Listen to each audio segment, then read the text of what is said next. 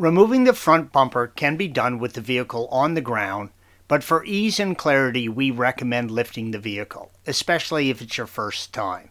If you need additional assistance with raising, supporting the vehicle and removing the front wheels, please follow the link provided at the end of this video. Do all of the steps shown in this video on both sides of the bumper cover. Use the headlight removal tool provided in the toolkit and remove the front headlights. If you need additional assistance with that task, please follow the link provided at the end of this video. The headlight will still be connected to an electrical connector, red arrow. Use a soft towel to rest the headlight on while you twist the tab with a flathead screwdriver to release the electrical connector.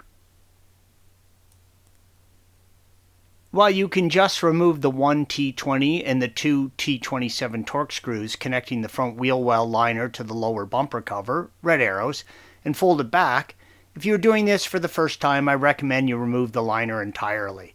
Again, please follow the link at the end of this video for additional assistance if needed.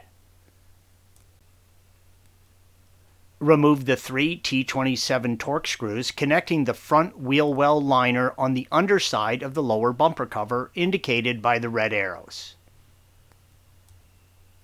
On the front trim piece, use your hands and gently lift up on the piece by the clips, red arrows. There is a cutout in the piece to slide the hood release through, indicated by a blue arrow. There are three T27 Torx screws located under the front trim hood lock you will need to remove. Next, remove the one T27 Torx screw, red arrow, holding the front bumper to the fender on each side. Remove the three remaining T27 Torx screws holding the bumper under the vehicle.